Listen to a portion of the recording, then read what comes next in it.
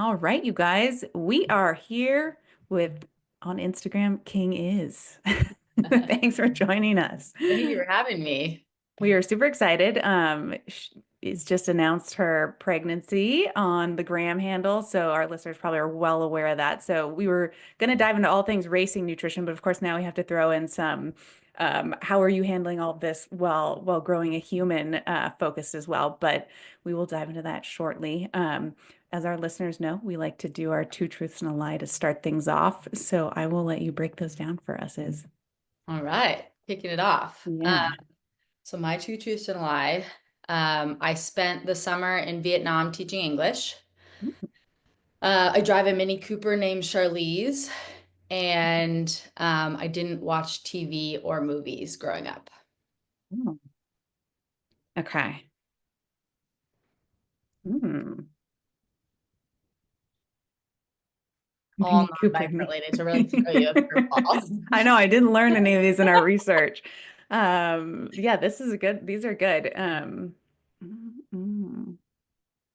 these are all really good. Man, no TV or movies growing up. I feel like maybe you're like fully outdoorsy kid. Um, Unfathomable in today's world, but maybe possible in yeah, the 90s. yeah. Does the Mini Cooper have a bike rack on? Can it fit the bikes? Okay, I'm gonna go with I feel like the no TV or movies growing up was a is a lie, but don't tell me the answer and we will Figure out dive into later. yeah, figure out all the fun, maybe truths and lies Yeah, for you the can rest drop of it. some quizzes, be Yeah. like, have you seen this Disney movie? And I'll be like, Yeah. "Ooh." Yeah, hint, hint. Okay, well, why don't you take us back a little bit, just a little bit, because of course we wanted to dive into all things you're racing, but what got you interested in shifting towards endurance sport? I know you did soccer, right, in college. Yeah, so I was a soccer player growing up. I played through the end of college. I played D1 at Columbia. I very much thought that was the end of my athletic career. So it's been a very fun and unexpected curveball to kind of enter into this pro cycling world. I worked on the trading floor in New York for 4 years after college before deciding that I wanted to get my MBA. So I got into UCLA Anderson and moved out to Los Angeles. And in the summer before starting school, I clipped into a bike for the first time, kind of in the way I was going to start training for a triathlon, and I discovered this whole new endurance world of athletics. So I actually ended up getting my pro card while I was in school, and wanted to finish my MBA and then try and see if I could be a full-time pro triathlete. Wow. Um, Kind of weirdly looking back now, serendipitously, I graduated at the end of 2019. Mm. So we pretty much immediately entered COVID, which gave me a moment to step back and say, I'm actually really a bad swimmer, and bike riding is where I find the most joy. And so I switched my focus to bikes, and I've been incredibly thankful to kind of have joined the gravel scene. Not in its infancy because it was there for a long time before me, but I got to my first race, gravel race ever was in 2021. It was unbound without a coach, without any nutrition training. I finished in eighth and I was like, oh, like I might actually be able to do this. So I've been super thankful. Now I'm going into this is my fifth year racing as a pro. And I've been able to build a career and a brand around my racing story. And my view on it has always been like racing as a professional was definitely not my career plan. It's always silly to say I have an MBA as a backup, but I do kind of think that, and I acknowledge that my career as an athlete, everyone's career as an athlete has a deadline, whether it's age or injury or something like that. Yeah. So I feel incredibly fortunate to be able to do this while I can. And I kind of approach each year as let's see what I can do. And see kind of it's been fun to grow as an athlete with the sport of gravel. Yeah. Nutrition as a very huge part of that, which we can get into. Yeah, I'm very excited. I think that's such a great skill set though to have, have the MBA as, I mean, it is a great plan B or back. I mean, I'm sure That's got to help you in a lot of ways, maybe when It's you file not your taxes. unhelpful in terms of a lot of this, the gravel world is marketing and private Right. branding and things like that. I'm super thankful that, you know, the only way to be successful is not just results. And so there's been a lot of kind of purposeful positioning and branding on my side that comes from my MBA background. The first sponsors that I ever partnered with were, I made a PowerPoint deck and I said, this is who I am. It was very, I reached out on LinkedIn, like it was very untraditional. And so I think with that, I've carried a lot of those values and that approach into this world, which is a little bit unique. And I'm very thankful to have the background and the education before jumping into it, but also being able to apply it Hmm. in kind of a non-traditional way. Yeah, that's great. Were your initial sponsors, were they in the bike industry or were they Yeah, totally outside? I Okay. think it's still like the biggest, you know, kind of the all elusive is the non-endemic bike sponsor, right? You're like, how do Hmm. I get a real company to actually Right. partner with someone in the gravel world? And I think we're starting to see a little bit more of that now. I partnered with Zico coconut water this year, which Oh, nice. feels a little bit outside, like it's still Yeah. within the hydration world, but you're like, this is a real brand, and like Yeah. it's to be owned by Coca-Cola, and like so it's an interesting. You kind of start to see getting outside just the traditional sponsors. Yeah. But brand partners are obviously incredibly important within the industry as well. And I'm so thankful to have all of the support that I have. Yeah, that's amazing. Okay, so now do you have a name for your obviously not like a maybe a real name, but are you calling the baby baby king or what are you calling the baby? Sure, Baby King works. I've Baby just been King. kind of like, it's funny you go with these apps. I've just been Yeah. calling it, like generally the size that it is. So it's Oh, currently nice. the size of an avocado. Okay. So you could call it the baby avocado. What I like, I think it was an orange last week, which is pretty Nice. funny. So you like Yeah. live and die by like, you're like, this thing's the size of a blueberry. Those apps are So really neat. funny. Yeah, a lot of my friends have had those when they're going through the pregnancy. So now that that's kind of on the radar, what's on the horizon for the season? Are you going to continue to try and do some racing or what are you thinking? Yeah, so last week I raced at BWR Arizona. I had not announced my pregnancy yet. And I think looking back, it was a little bit of, I was both nervous as to what people would think, Mm, and also nervous as to how my body would react. So I mm, kind of wanted to go into it with only my own self and close friends and coaches and brands knowing. And it was kind of fun to have that little secret. yeah, Knowing that if I did well, it would just kind of be the cherry on top of it all. I ended up finishing ninth, which was pretty awesome. that's amazing. So I think with that, I was unsure I was even going to be able to race BWR, you know, a month ago. My Mhm. first trimester was really rough. I don't know if it was me being cocky or just being like, I'll be tougher than morning sickness, or like, oh yeah, you'll be tired. Okay. Yeah. This thing, again, the size of a blueberry, just like wreaked havoc on my entire life. So I was looking at this race sneaking up, being Oh, like, I don't know if I can even like, yeah. it's on paper, it's not that daunting, but it's 100 miles of like deep sand and single track and like kind of a little, it took me 7.5 hours and I was the ninth fastest elite woman. So Wow. like that was relatively fast. But for a 100-mile course, that's not a very fast time. It just shows the difficulty of this terrain. Yeah. So it was definitely taking it kind of like week by week where you're like, okay, I hit 12 weeks, the nausea kind of went away a little bit. I was feeling a little bit better and I started to like be able to hit some workouts. And my coach was like, the power's not actually as bad as we thought it would be. Like this is actually not that far off from where you used to be. Awesome. And interestingly, I had done this race 2 years ago, and my power numbers are pretty similar, which is very Mhm. interesting. The first year I did it, I finished in sixth place in a sprint for sixth and fifth. Wow. So it shows the caliber also in 2 years at this, you do the same power that you did 2 years ago. And your ninth place instead of sixth is a really interesting, just indicative Yeah. of like how this sport is growing in such a good way. Yeah. So Wow. it kind of forces everyone to raise their level of training, nutrition, everything around it, just to stay kind of in the top 10 of these races. Yeah, goodness. Were you or do you typically carb load before a race? And if I you do. do, were you able to nail that before BWR or It was how was interesting that? because carbs were the kind of the only thing that stayed Oh, good. delicious. Not all of them, to be fair. Yeah. But like toast and pancakes have been my lifesaver. And pancakes are my happy place before racing and things like that. So that was Nice. actually, it's been okay. And so the carb load was actually okay going into it. Like, don't Nice. ask me about my protein intake or anything like that because the doctor's been like, don't stress. Like, it's like the first trimester, it's literally like eat whatever feels Hmm. relatively okay. Yeah. Um, which was a totally new experience to me. I did not expect something so small. Like water made me Yeah. nauseous, Oh like gosh. coffee was disgusting. Like Oh, the foods that I love to eat were like the most unappetizing thing ever, that's which so was an incredibly interesting. interesting experience. Yeah.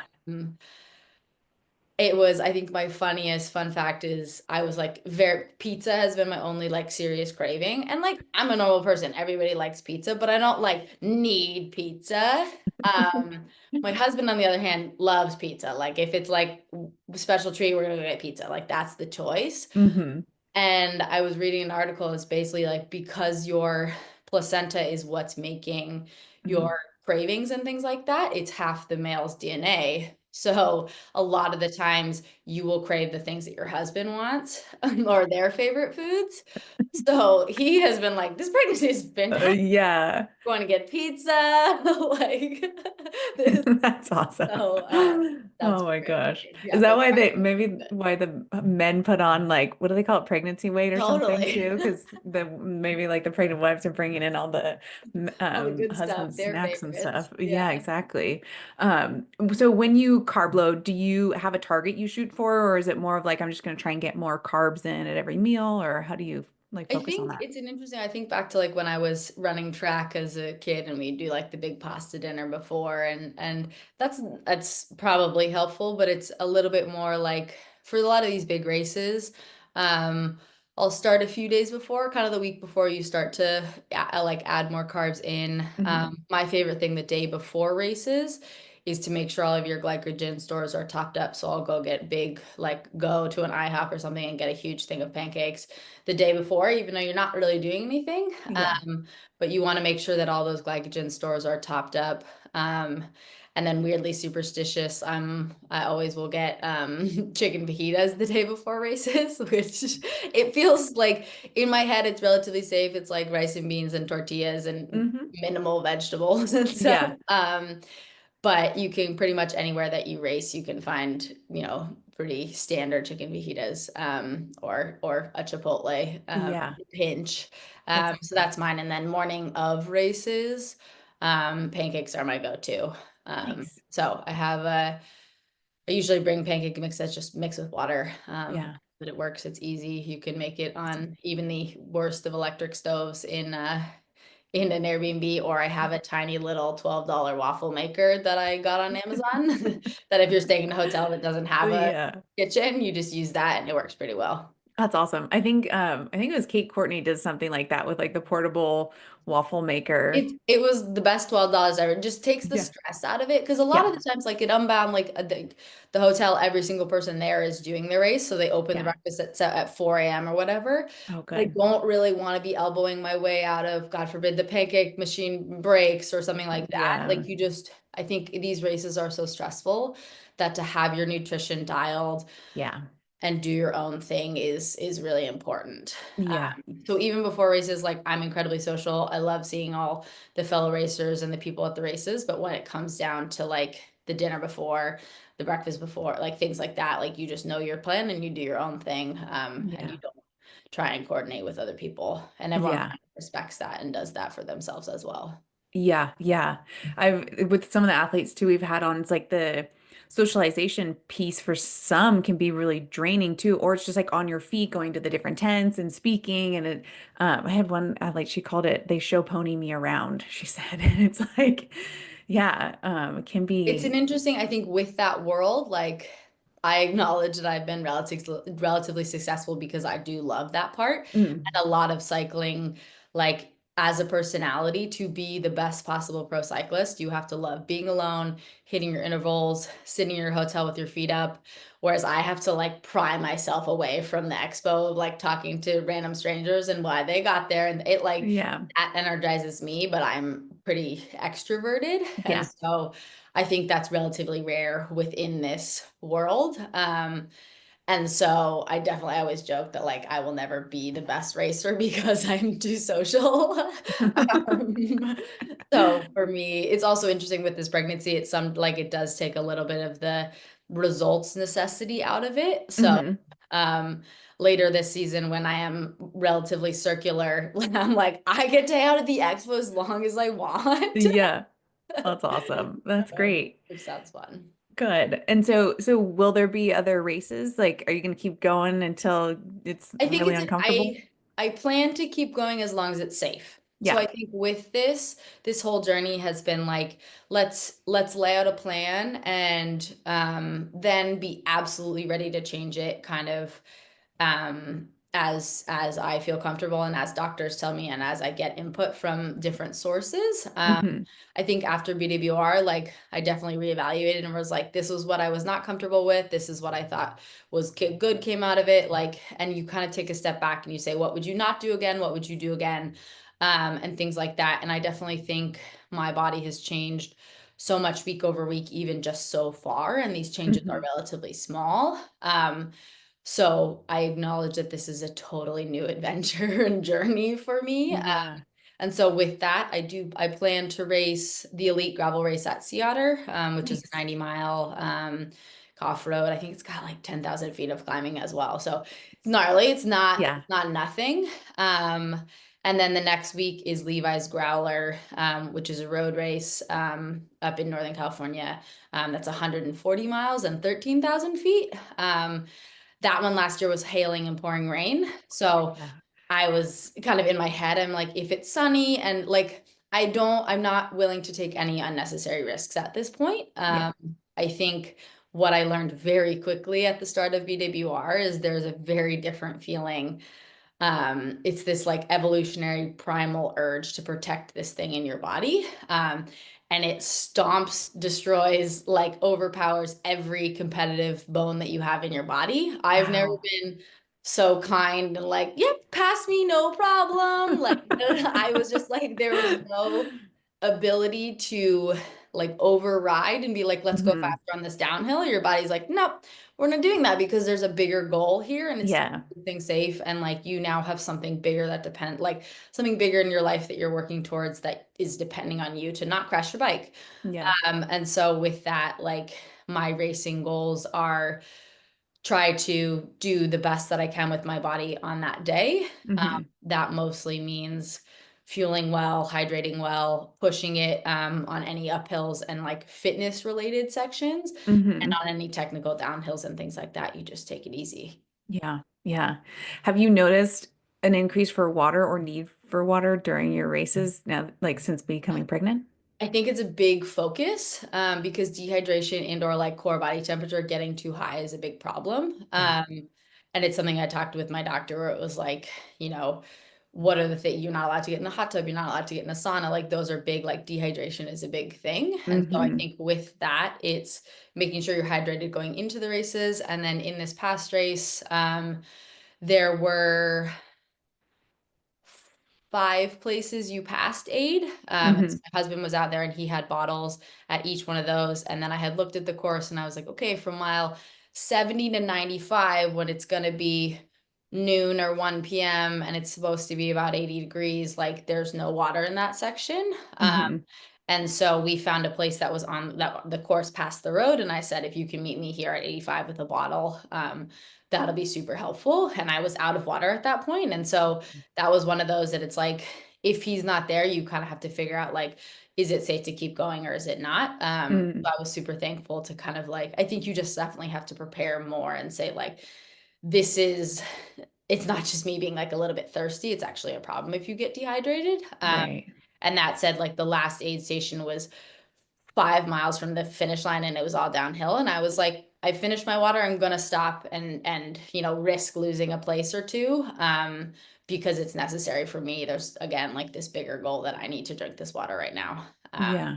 So it's just being conscious of that, and it's kind of the gives and takes, being kind of extra careful when you can carry more water, even though it's gonna be heavier, and that's fine. Yeah.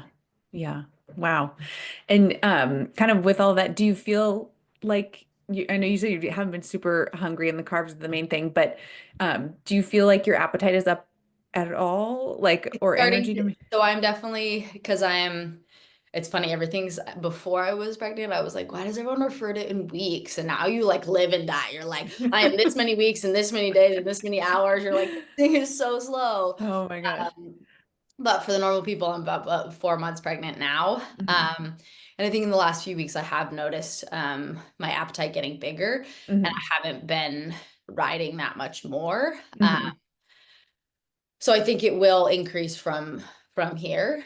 Just I think the biggest thing that I noticed pretty early on was I like kind of run out of calories or bonked on the bike much sooner than I know. Like I Oh. would do like a normal 2 hour ride that I wouldn't really need tons of fueling for because it's low Hmm. intensity or whatever. And I'll come back being like, whoo. And I asked my doctor, I was like, is there any like risk of me like starving my baby or something? Mm. And the early days, the baby needs like 20 calories. So Oh it's yeah. take it first and then you'll be whatever. And Hmm. so she has said basically, your body will prioritize this thing. So it will use the water for the baby first. It will use the food for the baby first as well. But on the bike, I have noticed I have to fuel more often. Mm. And I think the increase, the need for more calories will come.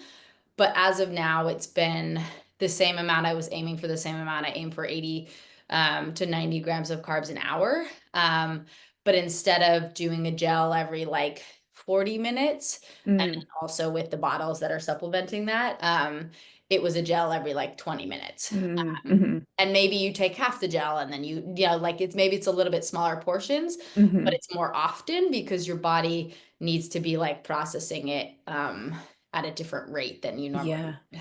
that Uh, makes sense. Get the blood sugar like stable instead yeah, of like a little bit dreading. stable instead of being like, oh gosh, oh gosh. Yeah. Like, try and keep it. And generally, I think that's kind of what I found with regular fueling as well. Hmm. Digestive system like slows down a lot. So Hmm. little meals are a lot more helpful. It Hmm. helps you regulate the nausea if your stomach is never empty. Hmm. And the times that I do wait until I'm legitimately hungry and then have a meal, I overdo it so much. And then you're nauseous on the other hand, where you're like, I'm so full and it takes Yeah. longer for you to get unfull. Oh Um, man. so it's definitely been a learning process.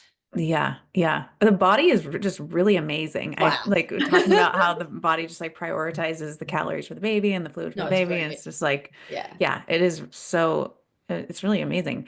Have you noticed? So we talked about water, we talked about fueling. What about salt? Do you feel like you need more salt too, or? I am in as a human. I don't know. I just love like I love salt. I put Yeah, salt in you everything. probably My lose a sister lot. like wrote in her wedding speech that I put salt on my ice cream, and everyone was like, "That's disgusting." And I was like, "Try it, Yeah, okay?" yeah, Like as a non-pregnant person, try that. yeah. It does sound good actually, Um, now that you say that. like I'm like it's not that weird when you have like salted caramel or like Yeah, salty chocolate. Like I think salty sweet is a really good combo. yeah, So I am kind of like a salt fiend. I also sweat out a lot. yeah. So I think the constant like in and out is a Hmm. pretty big part of my body. That said, I do supplement. I use the element Hmm. stuff. I put that in my water as electrolytes along Nice. with the carbs mix Yeah. as well, just to make sure that I'm getting enough of that. Knock on wood, like as an athlete, I'm super fortunate. I've never had issues with cramping and things like that. Nice. I do really well in the heat, Hmm. which I was surprised that it actually carried over in this race around mile 50. It started to get hot, and Mm. that was kind of when I started to feel good and started catching people. And I was Yeah. like, let's go. Like, Yeah. Warmed apparently, up. this extra blood volume is a real thing. Yes. Which was Yeah. cool. So I do think, yeah, salt is a really crucial thing to just make sure you're keeping an eye on, just in terms of like generally getting out all the electrolytes and the water to stay in your body and do its job. Yeah. Yeah. Gosh, that's wild. Have you ever had a sweat sodium test done? I don't think I have. I'm trying to think Okay. if I did it like really early on, but I don't think I Yeah. have. I'd be Yeah. curious because I Yeah. also think like I don't ever like get the white crystals on my jersey. Hmm. And I'm always curious like what makes people the super salty like white crystally jersey and what makes them not. Hmm. I always joke it's if you have a salty personality, you don't salty sweat. Like if you're getting your sack out Yeah. already. Yeah. Because we That's were joking, like all the people good. around, like my husband and like some of our other friends are very salty sweaters. And I'm like, you're just not like sassy enough. You're Yeah. not getting your salt out in other ways. Right. Yeah, that's interesting. Yeah, the salt in the sweat is yeah, it is an interesting area. But it sounds like obviously if you're not cramping and all that stuff, it sounds like you have a good ratio dialed with your sodium to fluid balance. On that note, do you in the past racing, have you ever had or run into GI issues with your whether it was like your fueling mix or the effort or any of that stuff? Interesting. My only real GI issues was the first Unbound that I ever did. Mm. Um, Nutritionally, it's insane to think back on it. I ate Pop-Tarts and Nutri-Grain bars for a 13-hour effort. I at one point tried to do the Beta Fuel SIS carbs mix and it demolished my stomach. It was like Oh 110 degrees and I spent, 10 minutes in a porta potty in that race. And again, finished in eighth place. And then the past gosh. year, like Unbound, I had 62 seconds of stoppage time. I ate, only gels and carbs mix, not a single drop of water. My only stops were like literally moving to grab a new Camelback, Wow. which just shows like the difference in how fueling has evolved. Yeah. Initially, I was like, is it because I was just new then? And Mm. I really think it's just that this whole world has realized instead of counting calories and like doing real food when you're racing, you're like the easiest carbs that I can digest Yeah. are important. So Yeah. a big part of racing is practicing with it. I work with Carbs Fuel. Mm. Their gels are 50 grams of carbs, and then their mix is 75 per Nice. serving. Hmm. But that said, they're not salty strawberry flavored and they're not Hmm. no birthday cake s'mores. And so it makes it, I can eat their gels for 10 and a half hours straight with no Nice. issues, which is pretty awesome. Yeah. So I think Wow. it's testing out what works for you and finding the balance. Yeah. That's awesome. Did you feel like you had to do, like you said, you have to practice? Do you feel like you had to do some like intentional, like I think people call it gut training these days, like to get that tolerance level Yeah. up? I think it's an interesting, like, when I first started racing, I just assumed that like by the end of the race, everyone just felt like Oh bonked and yeah. that was like it was so hard. And Yeah. now you finish these races and it's funny, you dream of being like, oh, I'm gonna be so hungry and like immediately want that burger or whatever. But like if in reality, if you fueled a race or a training ride correctly, you should finish and not immediately be starving. Right. So I think that's kind of like my gauge of can you I like to set little goals for myself within races. Hmm. And one of those goals is like, did you finish strong? So no matter Mm. what else has like played out in the race, did you feel well enough to still push until the end, or did you kind of like putter into the finish line? Yeah. That's And great. that's a good like kind of gauge within I think within that because I found it incredibly fun. Like as a soccer player, you line up on the field and half of the players that day get to win, unless it's a tie, but we'll talk about that separately. But in bike racing, like one person wins and Yeah. everyone else like is racing as hard as they possibly can and doesn't get to feel that feeling. Hmm. And so I think it's really important within this day and age and to acknowledge like 99% of the people are not racing in the elite field. They're not racing to win, Hmm. to set those individual goals for yourself, whether it's a nutrition goal or a power goal or a fun goal or a completion goal, just to have those. That's great. And so we talked about kind of the carb loading, the during. Yeah. What does the post look like? You mentioned not starving right away, but even in a training session, well, maybe we can talk about what it was like before pregnancy and then during. I It's a think the different. general theme has been like, I went into this being like, I'm going to be the pinnacle of health in my pregnancy. My baby is going to be raised on vegetables and rice, and it's going to be amazing. I have been a garbage can, so maybe so maybe with that, like Pizza. it's giving yourself a little bit of a break. Hmm. Because a lot of it is kind of like, what does your body tell you that it needs at that moment? Yeah. Um, it's interesting. Like I have been ready to be like all of the desserts. I love like sweets generally, dark chocolate, and it's Yeah. been weirdly unappetizing, which is kind of making me Oh, mad. I'm like, this is yeah. the time that I can be like, oh, I'm pregnant. It's for the baby. I want to eat this Yeah. entire tiramisu, but it's like not appetizing, which is Yeah. incredibly Oh frustrating. man. Um, so I think generally like salty foods and have been more appetizing at this point. Yeah. Post race, like I do still kind of hold on to the like try and get a relatively same with training, like a good amount of protein and carbs just to Hmm. refuel, feed your muscles and top Hmm. back up anything that you've used up in that workout. Yeah. With racing, um, a lot of the times you're so like focused on getting through it that after the race you're kind of just in so relieved. You're like, whatever, whatever seems like the best. Yeah. Weirdly, you think that you would crave ice cream or something crazy, but it usually because you've eaten sugar for 12 hours or however long the race was. My biggest thing that I want to do is brush my teeth, Yeah. which I would recommend to everyone because, like, if you put it in context of like you ate Halloween candy for 5, 6 hours, Yeah. you would want to brush your teeth after that.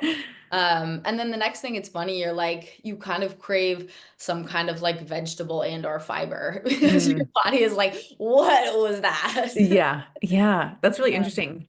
It makes me think too, like when you throw veggies and stuff, yeah, the oxidative stress and the polyphenols is an interesting area. They were talking about soccer. There was a researcher, I was just at a conference, and he was breaking down the professional soccer teams and how they have their games like so close to yeah, like, I don't know, a day apart or sometimes 2 days apart. And they're complaining about their like injury risk and how like little time they have to fully recover between games, right? And so they were looking at polyphenols and dosing with polyphenols and their effect on like the rapid recovery aspect. And yeah, the just the tissue damage and stuff that occurs. So that I wonder if it's a natural response for your body to yeah. also crave that kind of stuff as a tool. Absolutely. I mean, I think you throw stage racing into the mix and it becomes a whole different ballgame. Like you watch any Yeah. World Tour pros, like they finish the line and someone gives them the tart cherry juice, right? Yeah. You're like, okay, like it's immediately what happens next. Whereas I think in gravel racing, these efforts are so big, there aren't many multi-day things. And so Hmm. it's this huge buildup. And then unsurprisingly, like I've been looking at BWR California for since November, right? Or Mm. sorry, Arizona since November. Hmm. Um, and I like pregnancy or no pregnancy, like I immediately got sick because it was Oh, like you're traveling, your immune system, like you've been looking at this thing being like, I cannot get sick, I cannot mm. like have anything go wrong. And there's such a relief after it that your Yeah. body just gives up. And I was Yeah. kind of like, yep, that's yeah, this is what we're doing. And I spent, 24 hours completely just like asleep on the couch. Oh, But I feel better now. But it is yeah. interesting. I think once you throw stage racing in the mix, like the biggest goal is how do you immediately refuel and then start Hmm. to get ready for the next day? And also, how do you not get sick? Like the biggest Yeah. challenge in one of those Tour de France's or something, it's like, how do you not get sick Hmm. when you're putting your body through that every single day? Right. Yeah. Yeah. Do you either during pregnancy or prior, but did you ever utilize any like ergogenic supplements like the beta alanine or the creatines or any of those with racing? I liked the beta alanine. I did the sodium bicarbonate as Hmm. well. Hmm. I think the biggest thing is like caffeine. That's Yeah. a huge supplement and a drug that is very useful when doing endurance athletics. I'm Hmm. now a 1 cup wonder kind of gal, and so there's no taking a caffeine gel in the middle of the race. That's not Hmm. really an option for me anymore. Hmm. Um, which I think is very interesting that like sometimes you have one of those in a race and you're like, I'm a superhero, so now Yeah. I just have to rely on just the sugar and the glycogen Hmm. store like ability, Yeah. which is also fantastic. But it is an interesting, I think, with the supplements generally, the prenatal vitamins are incredibly important. Hmm. I think FSH is one of the things in there, and it's like 80% decrease in the likelihood your baby has, or like it, or increase in their brain development or something. It's something in Oh, folate. like, yeah, we were like, why would you not take that? Yeah. But it is interesting with that. Um, I was like, looking at my apps and I'm taking my prenatals, and then the app is like, your baby is growing, its kidneys, it needs iron this week. It's Yeah. like, okay, let's supplement with some iron. And I went to the doctor Whoa. next week and she was like, why are you doing that? I was like, oh, I don't know. I'm like, generally I've been low on iron in the past. I wanted to make sure it was fine. And she was like, add don't add other stuff. Like the Oh, prenatal has all the right stuff. And if you're taking yeah. it daily, like that's the right amount. Okay. So I have been surprised, I think on one side, like what your body can do still with a baby in terms of athletic wise and Hmm. that. But also on the other side, like what you need to be careful that you're putting in your body is one of the biggest things. No Yeah. Advil, no, Alka-Seltzer. I was like feeling gross. And I was like, wonder about like flu stuff I can take. It's like Mm. zero. You're like, okay. Wow. Here, Yeah, like that's drink some right. water, have some Tylenol. Tylenol is kind of the only thing that you can take. Oh So I think man. with the supplements and things like that, even like zinc, it's like don't overdo anything because Hmm. this thing that's in your body is so small that you can very easily like flood the system, which I think is Wow. interesting. Yeah, that is very interesting. Okay, I'd love to, with a little bit of time left, to talk about your like mindset and yeah, just your mental willpower. I was listening to the podcast I was telling you about. I blanked Hard on. way. Yes, thank you. We'll link that in the show notes for the listeners because that's a great podcast episode too. It is. But you were talking about the race where you crashed and split open your elbow, and then I was laughing when you were talking about the surgeon or the ER doctor, how you're like, he said, Yeah. will you share the story? I'll let you share because you tell it way better.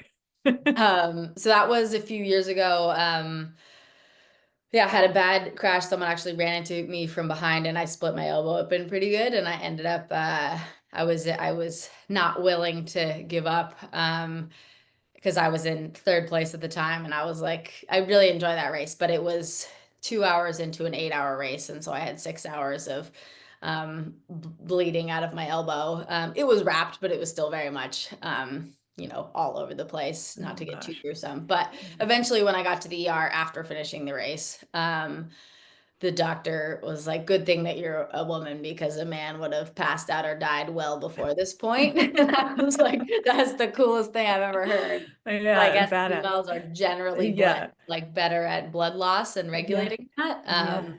So That's wild. again, it's one of those that your body is pretty good at kind of adapting and surviving. Yeah. Not to say there is a point that you should stop. I'm not planning Right. on doing that at any point in this next few months. But it definitely, yeah, it's a good reminder that we are resilient, and Hmm. a lot of the things that I have taken into bike racing is that this is such a privilege to be able to do. This is it is my job at this point, but the moment Hmm. that you remember that this is something that you get to do, not something that you ever have to do, Yeah. I think is a really good reminder and helps you get through some of those darker places in races when it's much easier to pull over on the side of the road and call Yeah. for an Uber. Yeah. But it's important to remember that there are a lot of people that would love to be out there, and maybe to just push a little bit harder and get through that next mile. Have a gel. Usually Yeah. blood sugar helps a little bit with the dark Yes. as well. Yeah, yeah. I thought that was just so impressive. And so was it just a really deep cut and it just was so it kept bleeding? I think it Oh was God. it was because my elbow is pretty bony. I also think I just like hit a rock. We were on like a road section at that point. Yeah. Kind of just like sliced it open. And so what they had to do was like fold it back together and staple it. Oh Um, gosh. which Yeah. staples in the moment, fantastic. It took like 10 seconds for them to staple it all together. Wow. The moment that all the painkillers that they've given you have worn off, you're like, I have like legitimate office Oh staples in my gosh. elbow. Yeah. It Gosh. was Yeah. so bad. I was like, we should have gotten stitches for sure. Yeah, that must not feel great to take those out, right? They use, I'm not kidding, a like staple taker outer that you would use at the office to take them out of the paper. It's insane. Oh. And I had 10 staples. And I went in the emergency room, took him out. And like a week later, I was in the shower and I was like, it's really important to keep it clean, make sure it's not getting infected. And so I was like cleaning it and I was like, huh, like that one part really hurts. And they had forgotten to take out a staple and my skin was like growing over it. Oh, And so I was like, I'm gonna go and they're gonna take it out with this staple taker out, or like, should I just do it myself? And I rationally, no. So I didn't because I'm not a doctor. yeah. I went back in and they took it out for me. But Good, good, good. it is an interesting, you're like, I could just, but you, as soon as you Google it, you're there like, do not do that. Oh God. Yikes. Yeah, that's wild. That is wild. I don't think I've ever had staples in my life, but I think I've seen I think I've seen a few. My dad had his knee replaced and that kind of stuff, so it can be They gnarly. look way more badass. Yeah. Yeah, it looks like a And some like bionic. elbows are meant to be ugly, right? Like no one's ever been like, you have the Yeah. best elbows. So like if Yes. you're gonna get gnarly scars, might as well have them on your Yeah. elbows. Yeah, not signing up to be an elbow model anytime soon. Okay, well, I'll make sure we jump to our listener questions so we get those answered and zip through some Oh of those. yeah. So, okay, so we might have covered a couple of these, but how do you deal with nutrition now that it's not just you who needs it versus before? I know we touched a little bit on this, but if you want Yeah. to expand at all on that. I think it's mostly like the biggest thing that I have learned is that your body will prioritize this baby over yourself. So any nutrition is going to go to the baby first, which is incredibly kind of like calming to know. And yeah, just making sure that you're conscious of what you're putting in your body, knowing that everything will eventually get to this baby. So prioritizing, definitely trying to make healthy choices when you can, but also if the choice is nothing or a piece of pizza, pizza's fine. Yeah, perfect. The next one says, "What's your favorite thing to eat that's both tasty and good for performance?" Oh gosh. I'm not super picky. I would say I'm gonna go back to chicken fajitas. Mexican Yeah. food is my other crutch of like how many times a week can I have it? But I think with that, like the biggest things is figure out something that you like that has a good amount of carbs, Mhm. and it's still flavorful. You don't have to be eating white rice Yeah. with nothing on it in order to be fueling your body. Yeah, yeah.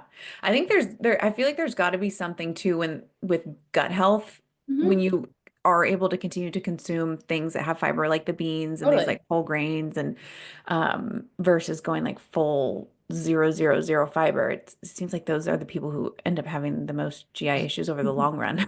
Essentially, yeah. You're like, get it Yeah. out first. Okay, so are you finding it more, we talked a little bit. Are you finding more bonk prone or have different fueling needs pregnant? I think we covered a Yes, little bit of that, definitely but more bonk pone. Pretty yeah. awesome. Yeah. Gotta keep on Body will regular let fueling. you know when it's Yeah. done with its calories. More frequent fueling. Okay, so then I'm going to jump back to our two truths and a lie. So we said that Yeah. you spent a summer in Vietnam teaching English. You have a Mini Cooper named Charlize, and that you had watched no TV or movies growing up. I thought that one was the lie. So the lie is I actually spent a summer in Argentina teaching English. So that one Oh, was a little cool. sneaky. My little sister went to Vietnam. She went for a whole year, which was way braver than I did. But Wow. I spent a summer in Buenos Aires. Nice. I have no regrets if you have the opportunity to do that. Absolutely. I worked in a Yeah. middle school teaching English, and I lived with two girls from Puerto Rico, and it was amazing. I Oh, was almost fluent in Spanish by the end, and now oh, wow. it's not gone, but it's one of Yeah. those that if you don't practice, it goes away. Yeah. I do own a Mini Cooper. Her name is Charlize because I liked the movie Italian Job. It's this SUV one, so the bike fits in the back, Oh, not the wheels. Like it could fit four bikes with wheels off. I swear, Mini wow. Cooper, if you're looking Yeah. for a Sponsor is too. partnership. Um, yeah, it's my favorite car. And my sisters and I, we did not have TV growing up, and Wow. I was like morbidly afraid of movies. So I think about it now, and like sleepovers were really scary for me because I knew the parents at some point were going to put us in front of a movie, and so I spent a Oh. lot of sleepovers like playing cards. With the parents in the kitchen because I don't know, I watched two movies. One was Milo and Otis and one was Andre the Seal, and both of them bad things happen to animals. And so I made conclusion when I was like 5 that all movies were too scary. And so Yeah. I had one movie, it was called Road Construction. They built roads and blew up, dams and stuff. And that was, I would watch that on repeat, and that was the only thing. So when I was in high school, my friends took it upon themselves for us to watch all of the Disney movies and childhood movies that I had missed out on. Yeah. So what did you think when you watched them? Was it? Pretty good. Like Yeah. it's funny you watch them now and you're like, there's some like real content in those. I know they're meant for children, but Yeah. when you watch them for the first time as an adult, you're like, oh. Yeah, yeah. There's this guy on Instagram. I'm not going to remember his handle name, but he breaks down some of the Disney movies and he was doing one recently. I forget which Disney movie it was. He's like, basically, when you watch this now as an adult, it's about human trafficking, essentially. It's like, it's wild. I'm like, or all the bad guys, you're like, that bad guy just got pushed off a cliff. Like, Yeah. not ideal, but Yeah. Yeah. Or what was it, the one with all the like animals, how people are convinced that one of the was a oh, I don't even remember, but where she has like the bunnies and the deer and all that stuff, and they're like, this is why I need to live on a farm with a bunch of animals. the Like, white? No. yeah, Is that Is it? it Snow White? Maybe. Again, not the Yeah. person to do the Me Disney neither. trivia. Me neither. And I saw them when I was little, but I feel like my memory is not great. That's so you none of your siblings watched movies either, or was it just They you? watch movies. Okay. But TV, we did not. We had a tiny little TV. I think it got like Yeah. the news and KQED. Yeah. It was in, I remember it was in our fireplace, and like my dad was an artist, so he had stacked like all this wood around it. Cool. And I think like when we were in high school, we got a real TV, which I say a real TV, it's still like the size of a computer screen. Yeah. But enough that we could watch the Olympics from home because we Cool. were like, can't really go to a bar with like my high school daughter. So maybe we should get some sort of cable. Yeah. Well, that's awesome. That's great. And the Mini Cooper's working well. You know another couple like no English and Spanish and any other languages? I took Italian in high school, Nice. but again, that is I need to be practicing in order to keep Yeah. them. So it's one of my goals. I would love for my daughter to be bilingual. So it's one of those that maybe I need to be practicing before Yeah. she comes. So I'll have a few months to get better at that. Yeah. Yeah. That's great. Do you feel like have you noticed any of the like brain delay stuff? Like I remember some of my friends when they were pregnant, they're like, it's pregnancy brain. Like they couldn't I've remember stuff. definitely used it a few times and like, oh, pregnancy brain, totally. I don't know if it's actually like happening yet. Yeah. But I have started like making definitely like write stuff down when I think about it. Yeah. Still like think about it and then it's gone the next Yeah. moment. Yeah. So lists, I'm a big list person Yeah. generally, mostly because I enjoy crossing stuff off when you've done them. Yeah. But Totally. I think that part of the like think about something and then immediately forget it is real. Yeah. Oh, that's good. That's good. Okay, so where can our listeners find you, follow you? Anything you're working Yeah. on they want to shout out? So I am king_is on Instagram. That's probably where I'm most active. And then second most active platform is Strava. Okay. I'm under Isabel King on there, but relatively easy to find. I show all of my training, my power numbers, my heart rate, everything on Strava as well. I don't see any reason to keep it a secret. Yeah. And hopefully it's inspiring and motivating for others as well. And then a few YouTubes. I've done a few projects, and then this year we might do a few videos just around this process and what it's like to train and race while growing a child. So hopefully the goal this year is share the journey as well as kind of my own learning in the process and see how it goes.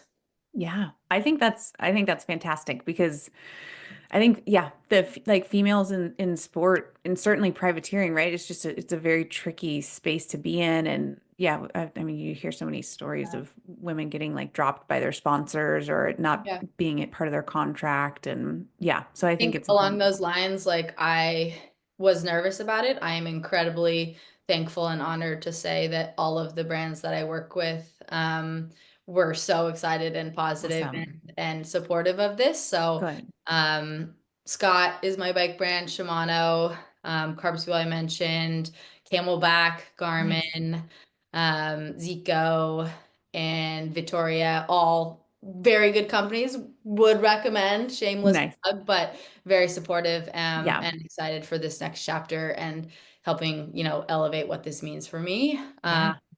So I think with that, it's scary, but I also want people to know, that this is something that you can do and still have a career.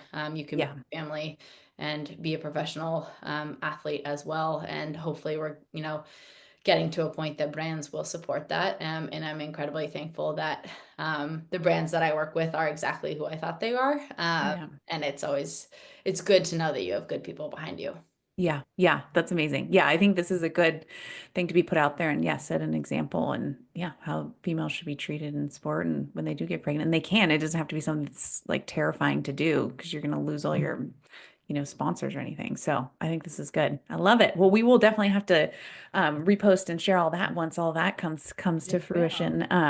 And then yeah, thank you so much for joining us. This has been Well, thank you for amazing. having me.